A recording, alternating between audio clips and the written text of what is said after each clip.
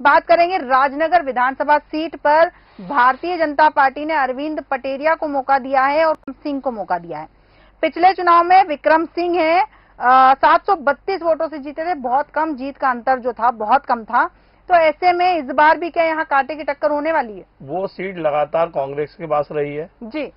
विक्रम सिंह जी को वहाँ की आम जनता जो है वो नाती राजा के रूप में उनको संबोधित करती है जी। और अभी पिछले दिनों मेरा उस विधानसभा सीट पर मैंने दौरा किया था जी। और बहुत सारे मैंने मतदाताओं से जनरल चर्चा की थी, बातचीत किया था, जानना चाहा था, क्योंकि वो सीट लगातार जो है वो चूंकि बुंदेलखंड का एरिया है पूरा। जी, जी, जी। और वहाँ पे राजा महाराजाओं का वर्चस्व रहा है।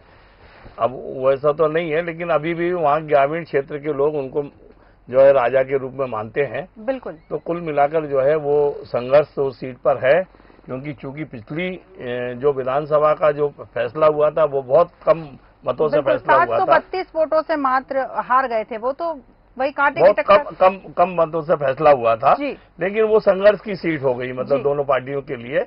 उसके लिए भारतीय जनता पार्टी को अगर सीट अपने पक्ष में करना है तो उनको बहुत मेहनत करना पड़ेगी, और नाती राजा जी को अगर उस सीट को बरकरार रखना है तो उनको भी एड़ी और चोटी का जोर लगाकर अपनी सीट को बचाना होगा। बिल्कुल। और यहाँ बात करें राजनगर की, तो राम राजा पाठक का टिकट बदलकर बसपा ने घासीराम पटेल को टिकट दिया है, और बबलू जो हैं ब्रजपाल पटेल और बबलू जिनको सपा ने मौका दिया, और राजू पाल को आपने यहाँ मैदान में उतारा है। तो यहाँ से कुछ और पार्टियां भी हैं, तीसरा दल जिन्हें हम कह सकते हैं, वो भी मैदान में, तो कुछ वोट तो वो भी काटेंगे।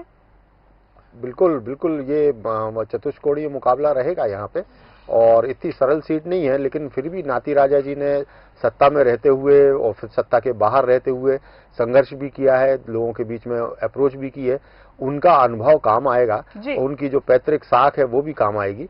तो इसलिए ये सीट जो है अभी इतनी सरल नहीं है, कांग्रेस इस पे विजय पा सकती है वैसे। जी जी बिल्कुल। आलोक सिंह जी, जैसा कि कहा आपने कि इस पे कांग्रेस विजय पा सकती है, और 4 पार्टियां यहाँ ऑलरेडी मैदान में है। देखना दिलचस्प होगा कि जनता किसे चुनती, क्योंकि जनता के पास इस बार मौका भी है, कुछ और दल भी मैदान में। जैसे पहले ऐसा होता था कि भारतीय जनता पार्टी और कांग्रेस मैदान में थी, दोनों में से किसी एक पार्टी को चुनना होता था, लेकिन इस बार मैदान में और भी पार्टियां हैं, तो लोगों के पास ऑप्शन है चुनने के लिए कि हम किसे चुने।